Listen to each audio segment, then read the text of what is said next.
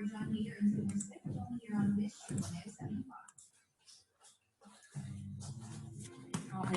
so good morning, dear students of ITE 6102 Computer Programming 1.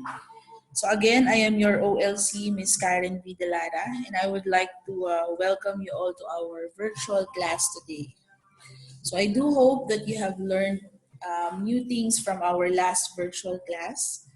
So, but before we continue our discussion, I would like to um, recall or review our past lessons. But by the way, the copy of the PowerPoint presentation was already posted in your LMS. So please check it na lang. Okay, so for our warm-up and review, so last time we discussed the brief introduction about C++, its history, features, and advantages. Then we also discuss some examples of a C++ program. So we generated a program that uses cout, which is used to display or print a text. So our example was the Hello World, a program that will generate a string of characters like Hello World. Next, we also discuss C++ comments. Again, comments are being ignored by the compiler. So we have two types of C++ comments. So we have the single line or the multi-line comments. Okay. And then next, we also discusses variables. So what are those variables? These are containers for storing data values. And through variables, we also discusses different types of data types that may vary from integer, double, character, string to boolean. Then we also discuss some rules for naming identifiers and C++ constant, which uses const keyword, const, which are unchangeable and considered as read-only. And then we also uses the syntax cin, which is a predefined variable that reads data from the keyboard with the extraction operator. And lastly, we also discusses C++ operators. And what are these C++ operators? So we have arithmetic, assignment, comparison, and logical operators.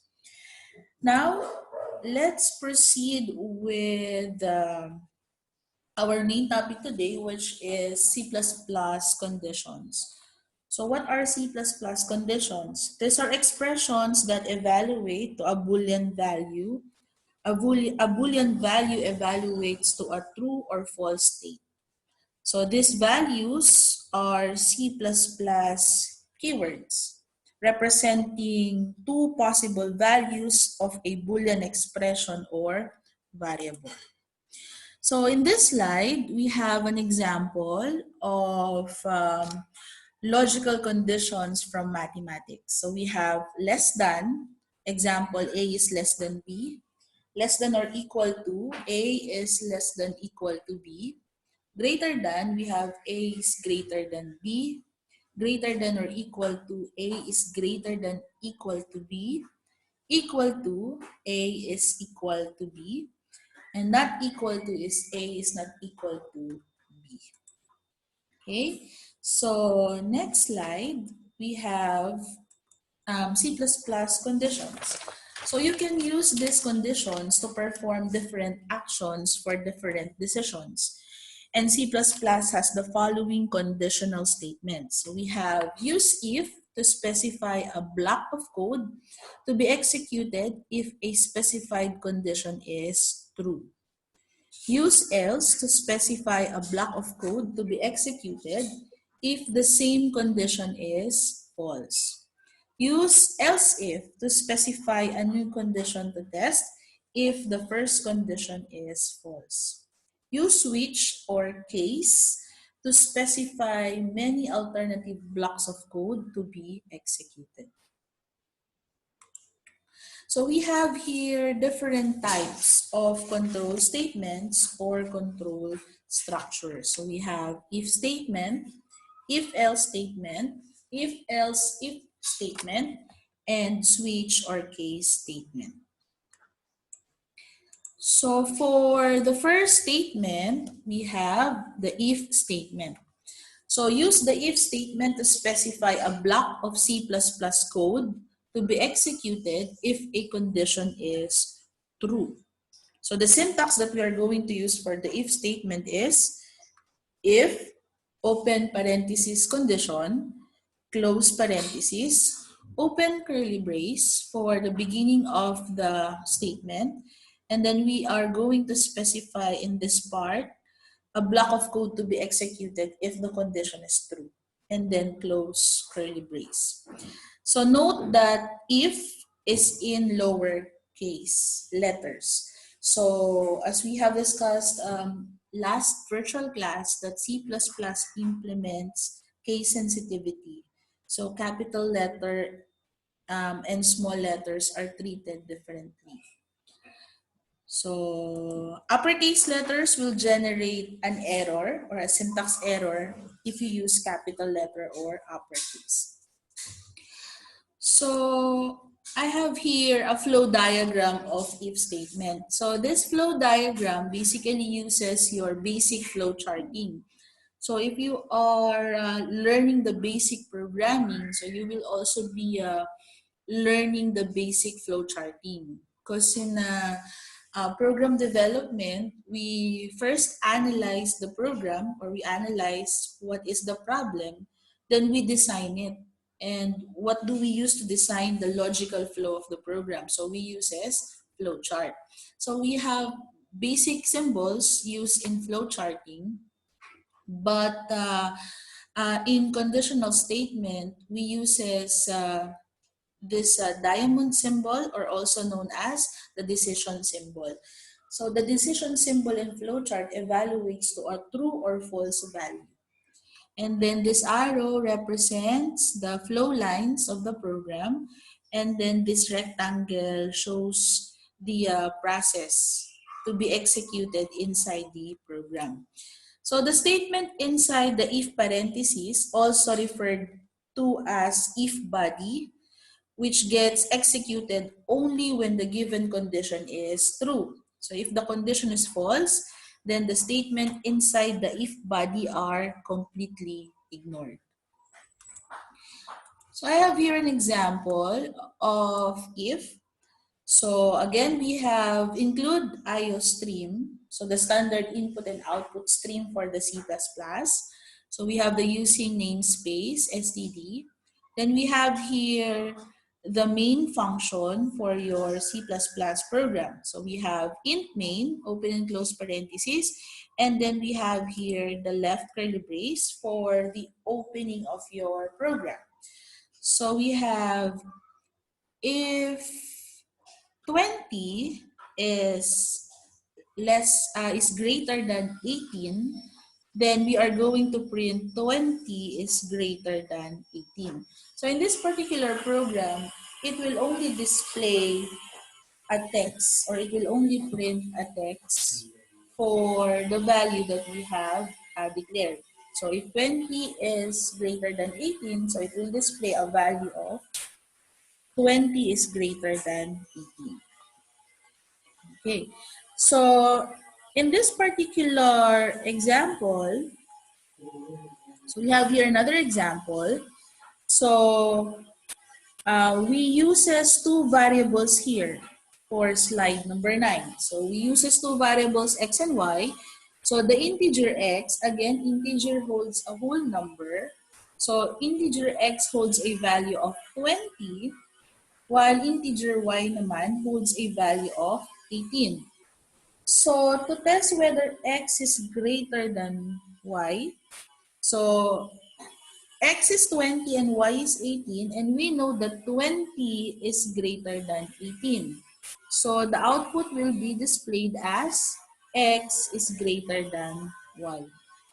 So you just substitute the value of x and y here inside the parentheses or the condition. So if x 20 is greater than y, which is 18. Okay. So next, sometimes you have a condition and you want to execute a block of code. If condition is true, and execute another piece of code if the same condition is false. So this can be achieved in C++ using the if-else statement. So how are we going to execute the if-else statement? So use the if-else statement to specify a block of code to be executed if the condition is false. So we have here the syntax for our if-else statement. So again, we have if. If here is a reserved word or a keyword used in C++, which cannot be used as a variable or identifier. So again, it is written in lowercase letter. So if it is written in uppercase letter, it will basically generate an error. So we have if condition, open curly brace, block of code to be executed if the condition is true, and then do not forget to indicate the close curly brace. Okay, and then you write else, another C++ keyword, which is also written in lowercase letter. And then open curly brace, block of code to be executed if the condition is false, and then close curly brace. Okay, so here is a flow diagram of if-else statement. So again, basic flow charting. So we have here decision symbol, which is represented by a diamond shape. Then we have here arrows, which are considered as flow lines, which represents sequence of actions to be executed. Then we have here rectangle, which is known as a process. Okay. So the statement inside if would execute if the condition is true. And the statements inside else would execute if the condition is false.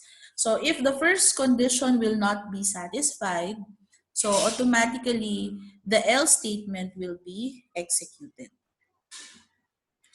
Okay, so next slide. So we have here an example of the if-else statement. So we have include IOStream using namespace std int main for the beginning of your main program or function. Then we have here int time. So for this particular variable declaration, we use as integer as a whole number. So this is a data type. So int or integer holds a whole number value. So your variable time is equal to 20. So basically, in this particular program, we specify a value for your variable time, which is equal to 20. So if time is less than 18, so it will display a string, good day. If the condition will not satisfy, then the else statement will be displayed. So in this given example, time 20 is obviously greater than 18, so the condition is false. Because of this, we move on to the else condition and print to the screen, good evening. So if the time was less than 18, so the program would print good day. So you just replace time, identifier time, with the value 20. So if 20 is less than 18, you're going to print or display good day. Else, if it does not satisfy, or the answer is false, it will display another string value, which is good evening. So in this particular program, our output is good evening. So 20 is less than 18, good day. 20 is less than 18, good day, else, good evening. So next statement is the if-else-if statement. So if-else-if statement is used when we need to check multiple conditions. In this control structure, we have only one if and one else. However, we can have multiple else if blocks. So if we have multiple conditions or multiple options inside your program, so you can use the if else if statement. So what is our syntax? So we have here if condition 1. So we have here if, another keyword, condition 1, and then beginning of your program, the left curly brace, and then it will display a block of code to be executed if condition is true, and then close bracket. Else if, then you're going to indicate another condition here, or another option, another choices for the user to be satisfied, and then open curly brace, block of code to be executed if the condition is false and condition 2 is true, and then close bracket. Else, open curly brace, block of code to be executed if the condition 1 is false and condition 2 is false, and then close curly brace. So if else if statement is used when we need to check multiple conditions. So the most important point is that the if else if, as soon as the condition is met, the corresponding set of statements get executed. The rest will be ignored. So if none of the condition is met, then the statement inside else gets executed. So we have here an example.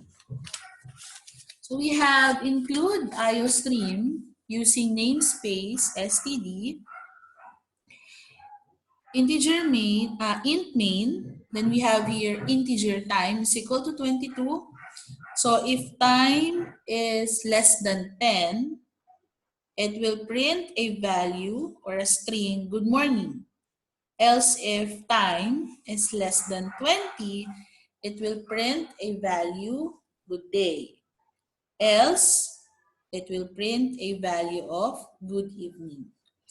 So in this particular example, time, which is 22, is greater than 10.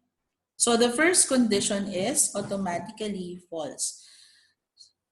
So the next condition in the else if statement is also false. So we move on to the else condition. Since condition 1 and condition 2 is both false, and the output under the else will be displayed, which is good evening. So all you have to do is to just replace time with its indicated value. Is 22 less than 10? So if it is false. Else if 22 is less than 20. So that is another false. So since you did not satisfy the first and the second condition, automatically the program will display the else statement or the statement inside the else. Okay.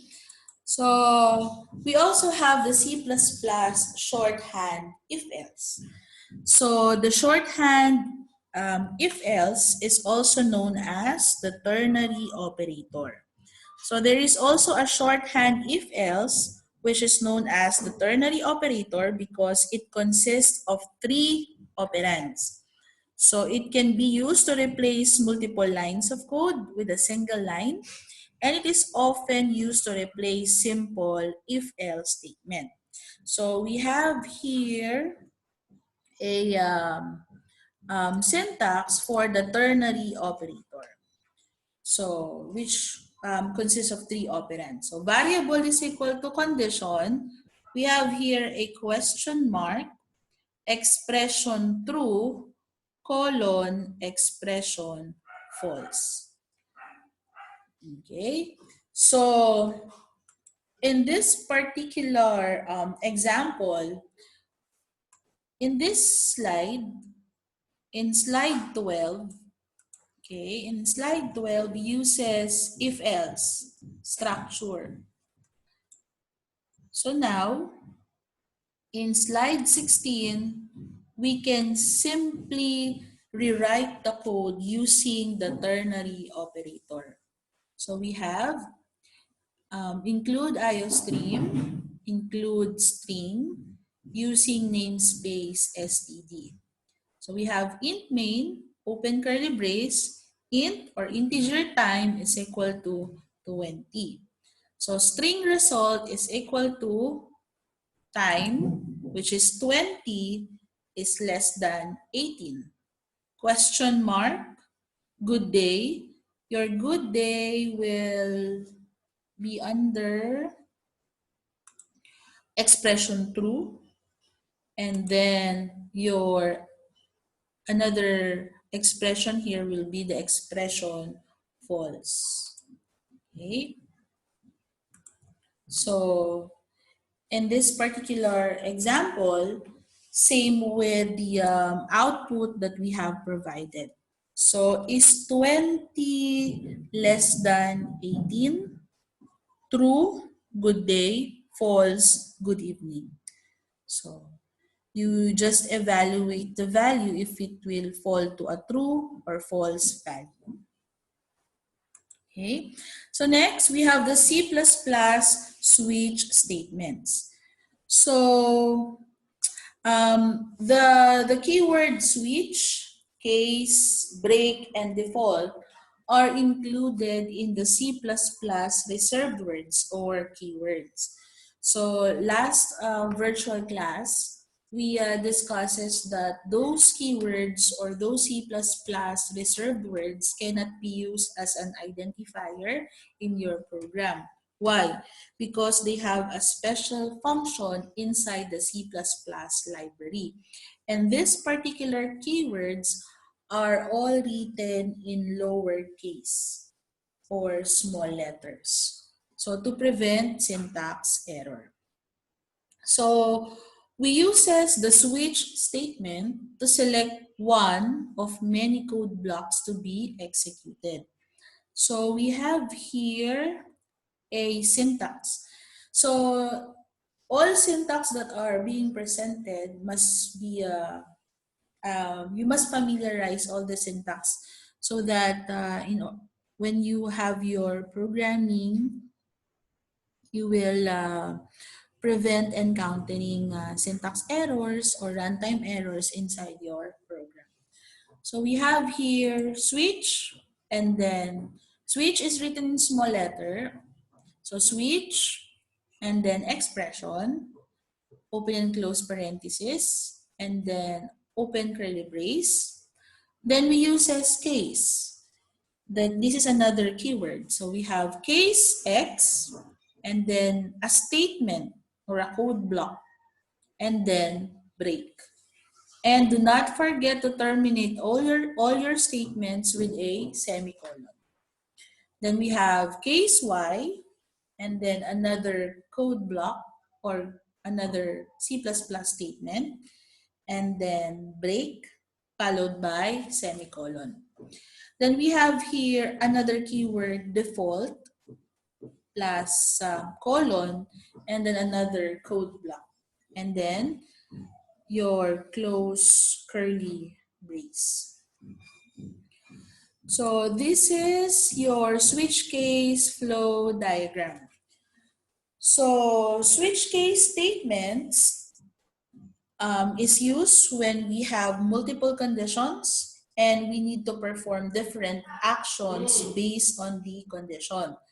So and when we have multiple conditions and we need to execute a block of statements when a particular condition is satisfied. In such case, either we use lengthy if-else-if statement or a switch case. So the problem with this lengthy if-else-if is that it becomes complex when we have several conditions or various options. So the switch case is a clean and efficient method of handling each scenarios. So in this particular flow diagram, it evaluates the value of expression or variable based on whatever is given inside the switch braces. Then based on the outcome, it executes the corresponding case. Okay? So the C++ switch statement, how does it work? So it works by the switch expression is evaluated only once. The value of the expression is compared with the values of each cases. So those cases are very important. So if there is a match, the associate block of code is being executed. And then the break and default keywords are optional. Okay. So I will give you an example of how the switch or the case statements works. So we have here include IOStream using namespace std int main, and then we have here your open curly brace for the beginning of your program. So we have declared here a variable int. So again, int or int is equal to an integer or a whole number. And then day is your identifier, which is user-defined. So integer day is equal to 4. In this particular program, we already declared a particular value. So we will look for the value of number 4. So switch, so whatever identifier you used here, it will also be your expression here. So let's go back to your syntax. Okay, so switch expression. Okay, so your expression here will also be equivalent to the identifier that you have created. So case 1, colon, see out Monday. And then you use a break.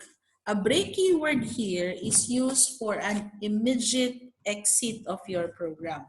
So once your particular condition already satisfied a particular case statement, so it will automatically terminate the program. Okay, next, case number 2. So see out is Tuesday and then break again. Then case number 3, see out Wednesday and then break again. Okay. So to continue, so we have case 4, see out Thursday and then break. Case number 5 or case 5, see out Friday and then break. Case 6, see out, we have Saturday and then break. Case 7, see out Sunday and then break. Remember that in the previous slide, in the beginning of your program, we uses 2 open curly braces. So therefore, to end your program, there must also be 2 curly braces here. So we have the end of your switch expression, and then this one, the other closing curly brace will end the main program. Okay, so why is it that the output is Thursday? So because in this particular program, we already indicated the value of the day. So we are looking for integer day is equal to 4. Since Thursday falls under your case number 4, so that's why our output is equal to Thursday. Okay, so next. So the break keyword, so when C++ reaches a break keyword, it breaks out of the switch block. So it will stop the execution of more code and case testing inside the block. So when a match is found and the job is done, same with our example a while ago, so it's time for a break. So there is no need for more testing. So you don't have to run the program for other cases. So once you satisfy a particular case, so it will automatically generate its output and will exit the program. So a break keyword can save a lot of execution time because it ignores the execution of all the rest of the code in the switch block. Okay, so aside from the break keyword, we also have the default keyword. So basically, this default keyword must be used as the last statement in the switch and it does not need a break. So the default keyword specifies some code to run if there is no more case matches. Okay, so example. So let's use the example for the days of the week. So we have here include IOStream using namespace std int main, open curly brace here, int day is equal to 4. Then we have here switch and then your expression is day. And then we have case 6, today is Saturday, and then break. Then we have here K7, see out, today is Sunday, and then break. Then we have here default, see out, looking forward to the weekend. Okay, so in this particular program, we indicated that we're looking for day is equal to 4. And in this example, we only have case 6 and case 7. So we don't have case number 4. So that's why your program will automatically display the string that is indicated in your default or the default part of the program. So the output is looking forward to the weekend. Okay. So next we have here some important notes. So case doesn't always need to have order 1, 2, 3, and so on. Sometimes it can be a string like A, B, C, D. Okay, so it can have any integer value after case keyword. Also, case doesn't need to be in an ascending order always. Okay, you can specify them in any order based on the requirement of your program. So nesting of switch statements are also allowed. So that is a switch within a switch, which means you can have switch statements inside another switch. However, nested switch statements should be avoided as it makes program more complex and less readable. You can also use character in switch cases. So I have here an example of a switch case that uses a character instead of using numbers 1, 2, 3, and so on and so forth. So we have here integer, we have here int main, open and close parenthesis. Then we have here open curly brace for the beginning of your program. Then we have here char, character. So again, characters are enclosed in a single quote, while a string is enclosed in a double quote. So we have character, we have character as an identifier, as a data type, and we have ch as an identifier. So ch is equal to b, enclosed in a single quote, and then close, then we have here semicolon. Then switch ch, Case D, C out case 1, and then break. Case B, C out. We have case 2, break. Case X, C out. We have case 3. And then case Y, C out. We have case 4. Then break. And then we have the last part of your program, which is default. C out is equal to default. And then again, we have to pair your curly braces, the beginning of your program, to close curly braces. So in this particular program, we're going to look for the character B. So the character B is under case B. So our output will be case 2. Okay, because it will only satisfy the second case. And then the program will immediately be terminated. Okay, so I have provided here some exercises for you to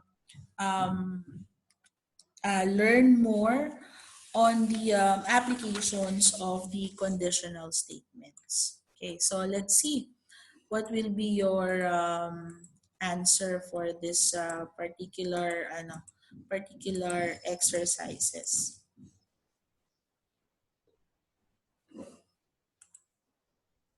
Okay, so exercise number 1. So let's print hello world if X is greater than Y.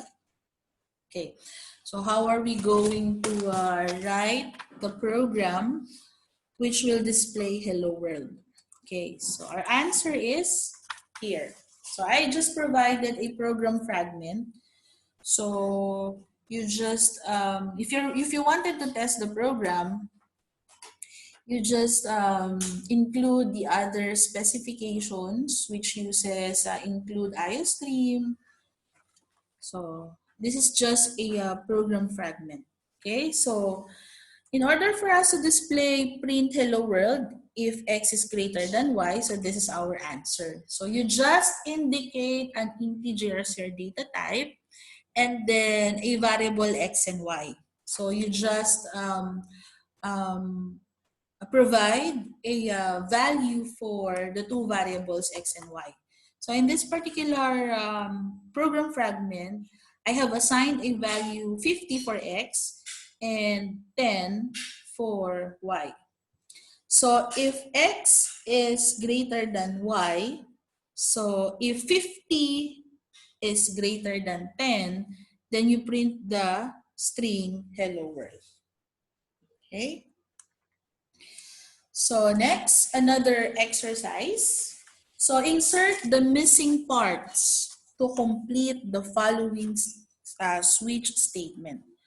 So in this slide or exercise number 2, what is the missing part inside your program? Anyone? What is the missing part in this particular program? Can you, anyone who wants to answer?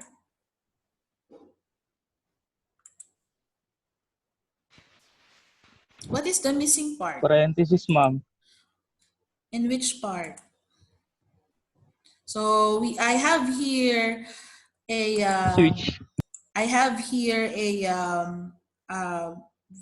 data type integer day is equal to 2. That is my variable. So I assigned a value for day, which is number 2. And then I have here switch, open parenthesis. So Ma'am, yung what case is po. missing? What is missing here Yung first? close parenthesis po, ma'am. Case. Okay, Yung so case po na keyword.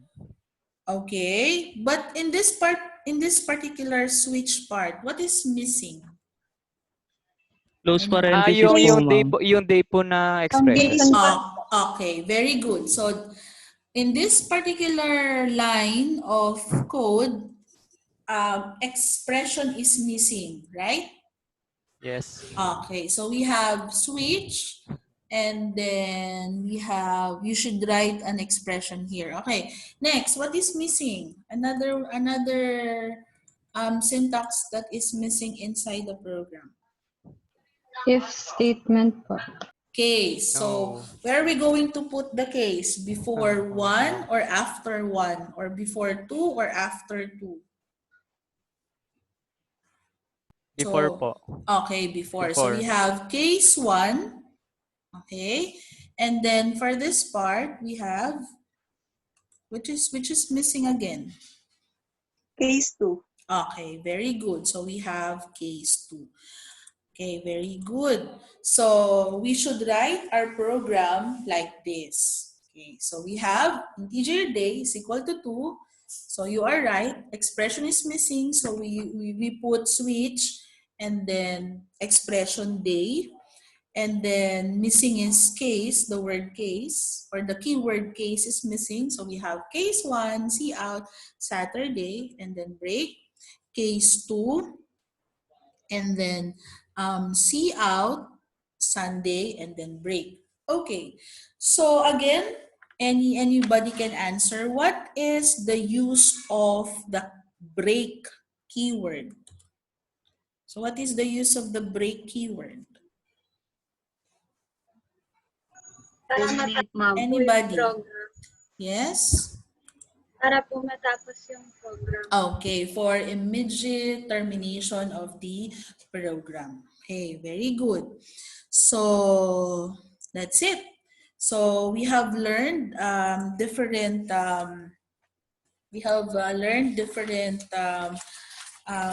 conditional statements. So we have learned the if statement, the if-else statement, the if-else-if statement, and the switch or case statement. Okay, so you should be familiarized with the different syntax that we have discussed for the different conditional statements. Okay, so please practice your programming skills by applying whatever we have learned today. So for our next virtual class, we will be discussing iterative and looping statements. So as an additional, for the conditional statements inside, for the condition statement in your if statement, you will always use relational operators. So what are those relational operators? So we have learned various relational operators from our last virtual meeting. So we have the greater than, we have greater than equal, less than equal, not equal. So those are the different operators that can be used inside the condition statement. Okay, so if you have any questions, do not hesitate to send me a message through our LMS chat box, or you can email me in my email address kvdelara@amais.edu.ph. So this particular virtual presentation will